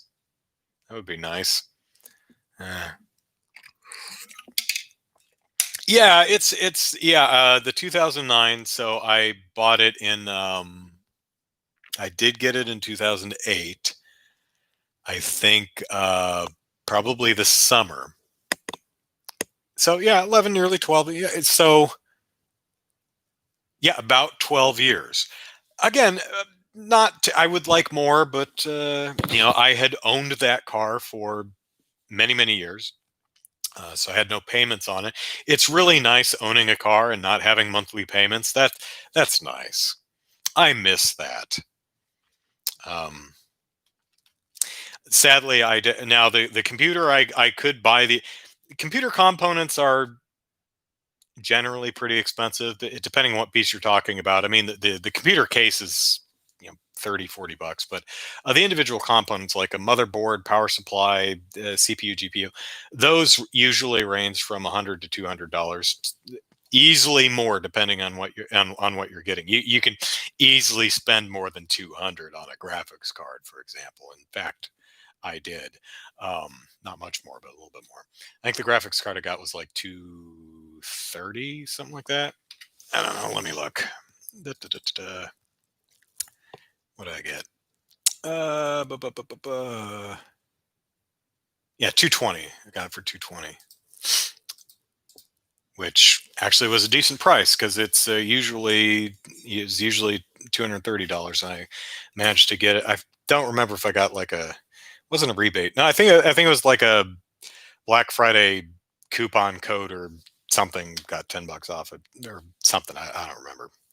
But yeah, all because the computer components are so expensive, most places, Amazon, Newegg, wherever, they will offer payment plans where you can buy a honkin' new graphics card and pay for it in 4 installments, for example. I'm not doing that. I'm buying all of it. I'm fortunate enough to have enough money saved up. Also, my Patreon is definitely helping. Thank you, patrons, to buy a total computer. Don't have enough money to do that with a car, so I'm going to be making monthly payments for years. Um, Such is life.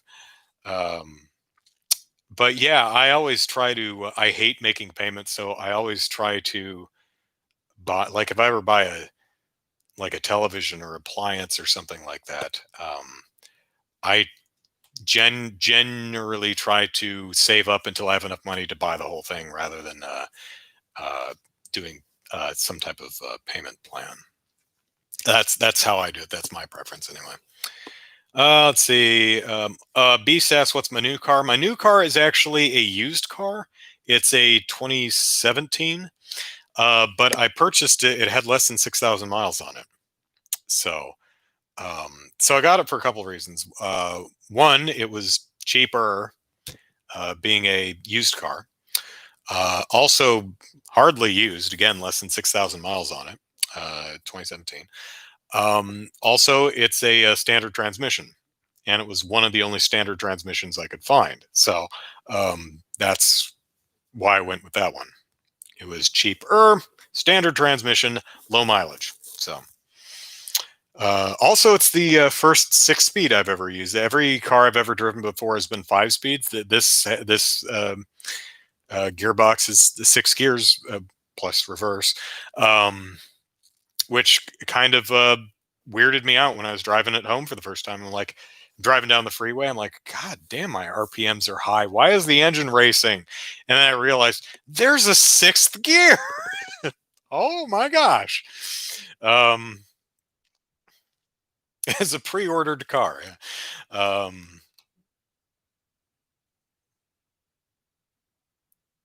David says, I wonder what YouTube used to be and its old days back then. I'm not clear on what you're asking there, David.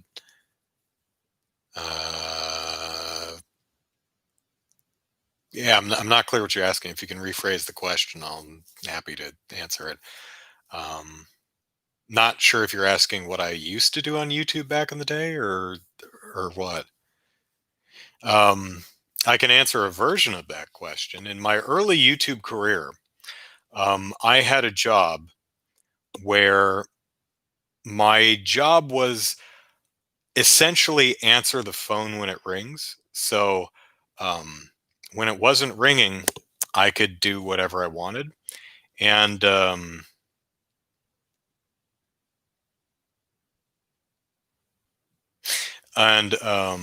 so I would use some of the downtime at work to write scripts, which is why I had much more scripted videos back in my earlier YouTube career. These days, I don't have as much time to do that because my job takes all of my attention all day. I don't have time to. I don't have any downtime at work anymore.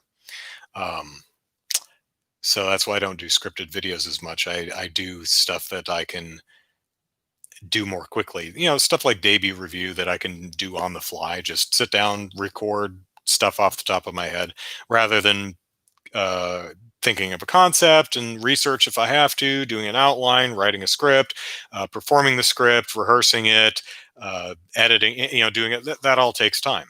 And I like doing that. I like those videos. I think the most recent scripted video I did was the review of Cardi B's WAP from, I don't know, August, something like that. Oh, I think my obviously the some of the extra life promos, those were scripted too, but you know. mm.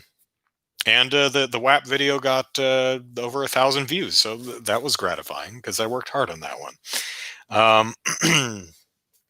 Andrew's voice reminds me of Postal Dude sometimes. Yeah, my voice is actually kind of rough and scratchy right now. I think part of the reason is um, I don't talk all day. Like the podcast is the first time I've actually opened my mouth to speak. So my voice is just kind of gunky, like when you first get up in the morning, because I don't talk. David says, "How it did it look? How did it look like?" Still not clear what you're asking. Sorry. Do I work in IT? Yes, yes. I'm a quality assurance analyst for a technology company. So we make our own proprietary hardware and software, and I'm the guy that tells our developers and programmers and everything that they do wrong. So I'm very well liked. Bucky says, when my sister and I used to play Animal Crossing, we would run around the police station with the two dogs, where the one dog would follow you around. We pretended like he was chasing us to arrest us. Um, no, no, I don't mind you asking at all. Then we'd walk out, and the other dog would always stop, and we pretend like he says, "Stop right there!" like he caught us. Can I try to sound like the Postal Dude? Um, no. I mean, I could try, but I'd need a line reference. Um, I think I do. If you look at my a video I did years back about the California game law, which I used Postal 2 as a structure for. It's called I think it's called Postal 2: A Pacifist's Game. Um, I do actually mimic the Postal Dude at one point because I think I accidentally like jinx a line because we say the same line at the same time or something like that. So, um, but yeah, Postal Dude has a kind of a yeah, deeper. I can't do it right now because my voice is all gunky. But yeah, he has a deeper register voice like I do. So David says, my dad worked in Area 51 but never came back. Well, he might still be there. So, all right, it's 9 o'clock. Been going for 2 hours, so that's enough to. Tiger says, love that one where you're telling Nintendo all the games you wanted and the video where you placing money. That was my first video, and it went mildly viral. Um, so it's kind of, yeah, my first video was essentially my most successful one. I was like, oh, great. Well, immediate 15 minutes. There we go. um, Rick Hunter is the voice of the Postal Dude. I've heard the name before, so okay. Um, yeah, I'm proud of that video. I think I wrote a script for that one was scripted too, and that took me. I think what you see in that video is the eighth attempt. So, um,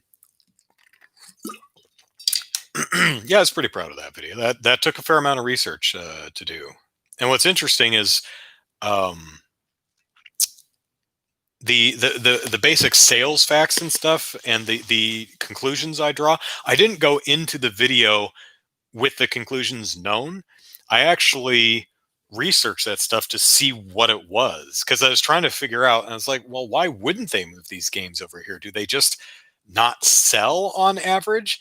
So I looked at all of Nintendo's published games and how many they sell in Japan compared to how many they sell in America based on the sales data I had access to. And if I remember right, in all cases except three, things sold better, but like triple the amount in America. So I didn't know that going in. So yeah, there was. I didn't have a conclusion. Was looking for facts to support it. I was genuinely going into that project trying to figure out why they do this, and with the information I found, I genuinely couldn't figure it out. So that's why I framed the video the way I did. I'm like, look, I want to buy these games.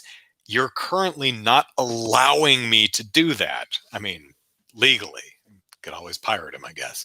But yeah, I'm also glad I had enough money in my bank account to actually. Because what did I have? I had a fistful of like $300 or something like that. Because I remember some people are, where'd you get all that money? It's like I went to the bank and I withdrew it. And then after I was done filming, I went back to the bank and put it right back in my checking account. Luckily, I had the several $100s in my checking account to use as a prop for the video. So um, this stream was great. I'm glad you enjoyed it. I mean, all I'm doing is just kind of chatting. So I'm glad. Little lower view count right now, but I think the stream average was like 14 or 15 people tonight. So I'm glad you guys are enjoying these weekend chats. Um, Rick wasn't available. Rick Hunter wasn't available for Postal 4, but they got John St. John. That's Duke Nukem, the voice the voice for Duke. I'm okay with that, and I think he does well as Postal Dude. Yeah, fairly similar voice, sure. Nintendo's all, yeah, his Yanks won't buy these games. What sales are better? Nah, it won't sell as good. So anyway, working on getting a new computer. I've got most of the parts ordered. Hopefully I'll have them in the next week or two. I mean, I still have to buy a CPU. So, but hopefully by the new year. I mean, I was hoping in December sometime, but who the hell knows? Because I'd really like to start streaming again. I've got two debut reviews in the two, three. I've got like three debut reviews that I filmed. I just don't have a computer to edit them together. Um, so I've got some videos in the pipeline. So I'm looking forward to doing more than just my weekly podcasts. So anyway, uh, everyone, thanks for joining me tonight. It's always fun, and have yourselves a nice, safe week. And I'll see you next weekend. Take care, everyone. Bye bye.